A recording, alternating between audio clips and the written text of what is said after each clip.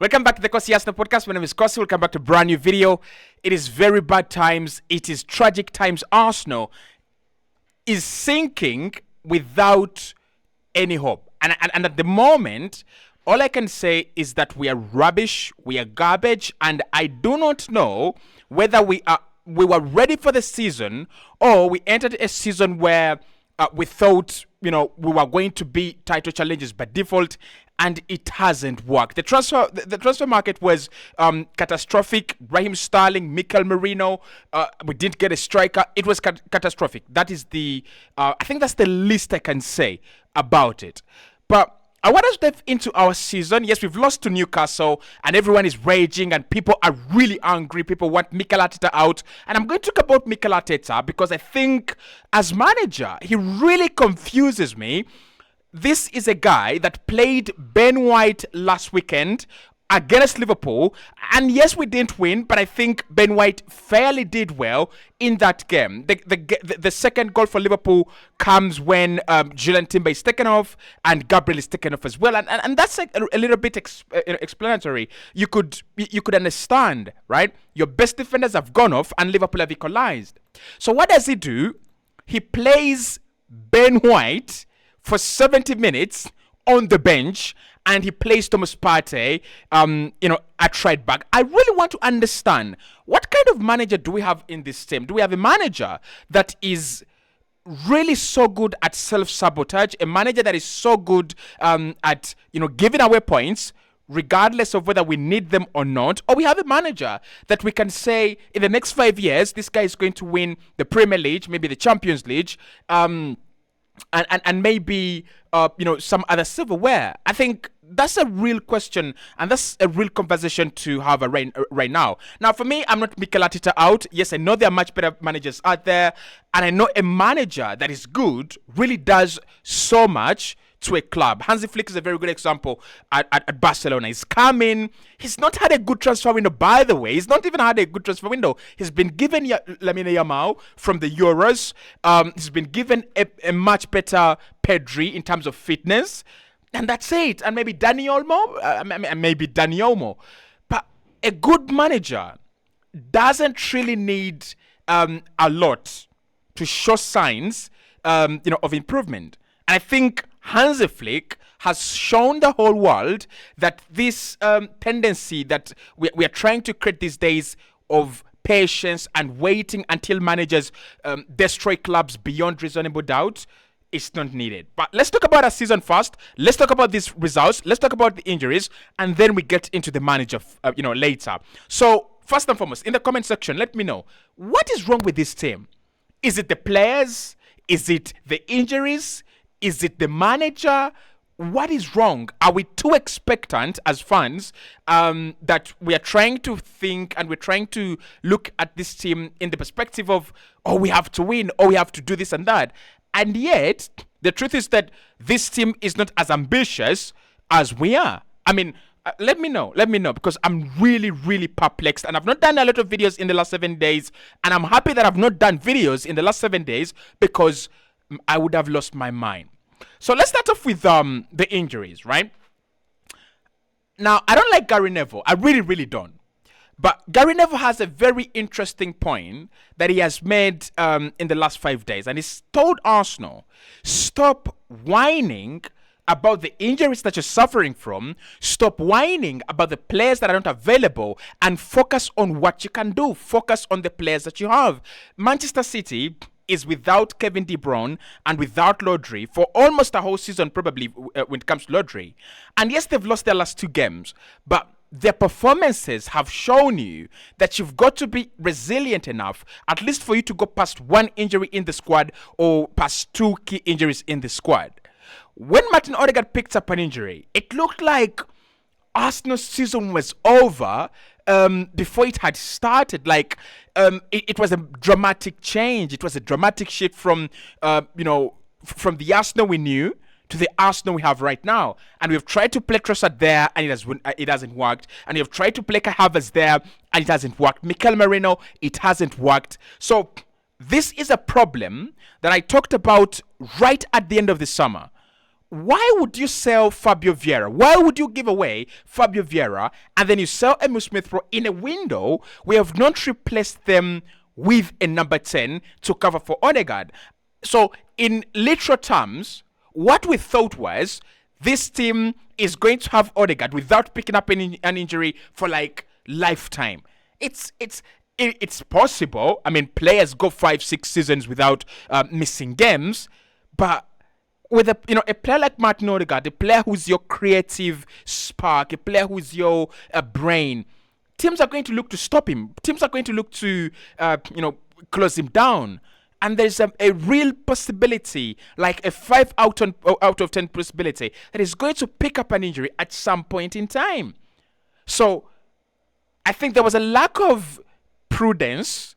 There's a lack of vision when it came to this team and the way we recruited in the summer, especially the fact that we wanted to sell a lot and make this squad lighter. And at the beginning of the season, I remember Arsenal were not in a very, very difficult position like we're in. And I remember saying that this team is really light in midfield. Where we did have all these injuries. But I said we are light in midfield, we are light in attack. And people on this channel, the good people on this channel, tried to convince me that I am very negative and this team is okay. The fact that Mikel Merino was still injured by the time, if Mikel Merino came back, this team was going to be absolutely all right. No, it wasn't.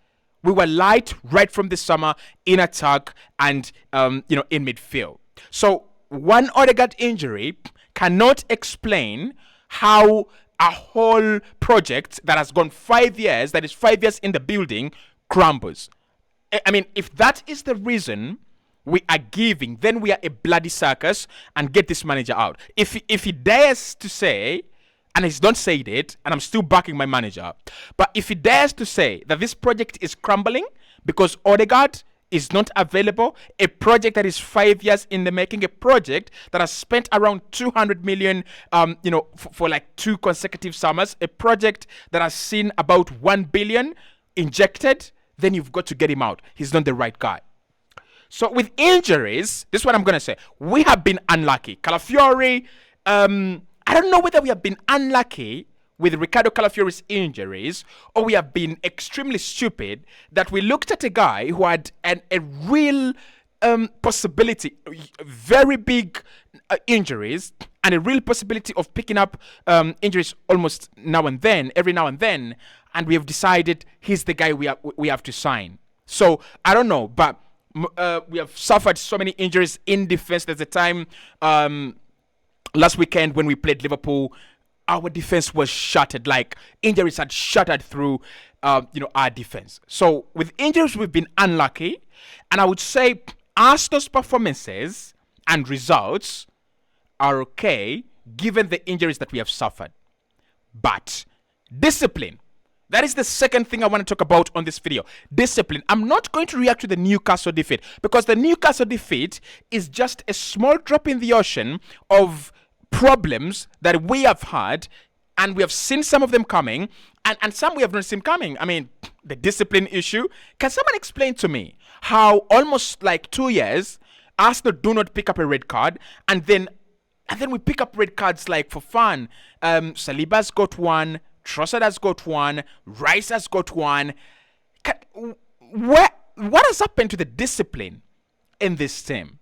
And some of the red cards that we're getting, actually all of the red cards we're getting, these are avoidable red cards. These are scenarios that any player would wish they had done better. Let me explain.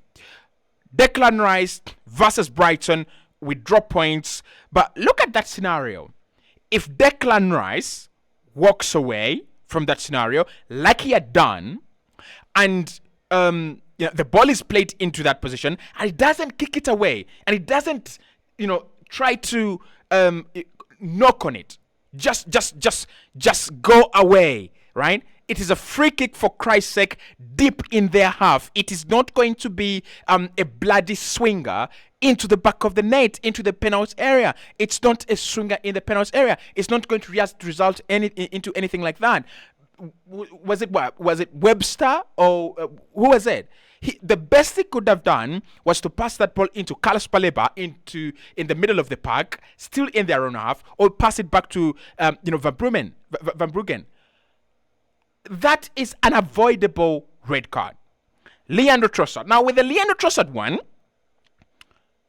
I don't think the player is in control, but still I want to say this, right? I still want to say this.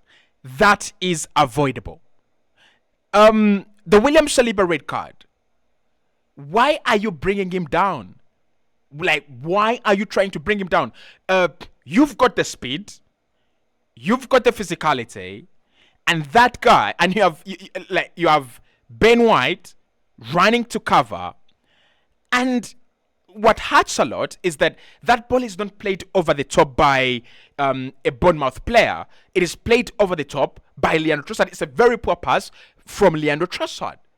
So again, that red card, if Trossard doesn't play that poor ball, if William Saliba doesn't get the one wrong decision out of all the right decisions that he could have made, that red card doesn't happen. So discipline, I know many people are attributing our disciplinary problems to the PGMOL, VAR, and referees. Partly, they are to blame for the scuffles that we're in, for the pain that we are suffering right now. PGML and the referees are to blame, partly. But that is like 1 out of 10. Yes, we didn't have Saliba against Liverpool, but I don't think Liverpool were going to score if Gabriel had not picked up that injury, if Timber didn't pick up that injury during the game. So I think our discipline has to become much better. And I remember Mikel Arteta was asked about what has to happen between now and the end of the season, and he said the first thing we've got to do is to play with 90 minutes with 11 players. I want to know, because these are not reckless tackles flying around. These are not tackles where a player is trying to break the other player's leg. These are stupid red cards. Someone kicks the ball away and they think that they're not going to be reprimanded, and the repercussions are a red card and you cost the team. So, I don't know. I really, really don't know, right? So the discipline is the second thing that has made us rubbish and garbage this campaign. 3, my manager. I'm sorry, I've got to talk about him. I like him. I'm ready to back him. Even if we win nothing this season, I will back Mikel Arteta. But I will talk about the possibility of a new manager on this channel because I have seen what Hansi Flick has done for Barca, and as a Barca fan, I'm like, okay, this is what a good manager does. Get me one of those. Now, what I want to say about Mikel Arteta, especially this season, I'm disappointed. Highly, regrettably disappointed. But not in him as a manager, but in his decisions. I think he has still assembled a very good unit. I think that what he has done for us, not many managers would have. But we've got to ask 1 or 2 fair questions, right? 1, why is this guy so obsessed with picking the wrong lineup whenever he gets the chance? Partey at right back? Really? Partey at right back? You can play Partey right back against Luis Diaz, and you give him specific instructions. In that game against Liverpool, and I had someone tell me that Partey had a good game. Partey didn't have a good game. Partey was given clear instructions on how to stop Luis Diaz, and those clear instructions worked. End of story. The script has ended. Can you please, open a new chapter? What does Mikel Arteta do? Whoa, Partey was excellent. I'm going to play him against Gordon. For Christ's sake, Diaz and Gordon are very different players. Very different players. Gordon is like Gordon is like a direct winger, and Luis Diaz is this kind of guys that love trickery, will take a few touches before beating his man. He gives you enough time. And you look at that Newcastle team, Gordon, Almiron, Barnes, they're very direct. Isak, they're very quick and they're very direct. Partey is not a match. So why are you forcing him at right back when you have a proper right back that you have tested and it has worked, and you leave him on the bench? It is simply rubbish. That's what I'm saying, that this season is rubbish, garbage, absolute abysmal, and it's despicable what we have become within a very short period of time. Despicable. Lastly, the players. Because the manager, I can't blame Mikel Arteta, and I do blame Mikel Arteta, but these players, right? Now, I'm going to say this. There are players whose best times have gone. And I'm sorry, I'm going to say, Gabriel Jesus, I told you so. I'm sorry, I'm going to say, Raheem Sterling, I told you so. I thank God that this guy didn't get the shirt number 10, because that would have been the worst. He would have been worse than Gallas, because Gallas played some decent football in that shirt 10, despite the fact that he was a crooked centre back. I really, really, really remember his time. But Raheem Sterling in that shirt number 10, it would have been garbage. So when it comes to these players, Rice, you cost 100 million. Raheem Sterling, Gabriel Jesus, right? When are we really going to see them step up? Like, when are we going to see these players step up? It is so ordinary. It is so flat. It is very, very unconvincing, uninspiring. I don't think that I believe this team is going to turn things around. And even if we do, the problem with the Premier League and that Bournemouth win against Man City, gold, absolute gold. But it's gold if you can win your next 5 games. But can we? Does anyone have the conviction that Arsenal are going to win their next 5 games? Even if you're as deluded as I am, I think it's going to be difficult. I think it's going to be difficult for us to go against Chelsea. I think there's Man United in there, and then walk away. And we had started the season off very well. You get a point at against Liverpool. You get a point against Man City. You beat Spurs. That's a very good, strong start to the season. You beat Aston Villa. But then Brighton, Bournemouth, right? Newcastle. We've literally thrown everything away. So is there a way back? I hope I get energy to do a live stream, because I need to know what you guys think. I really, really do. Hit the like button, subscribe to the channel, and maybe we'll have some transfer talk about what should happen in January.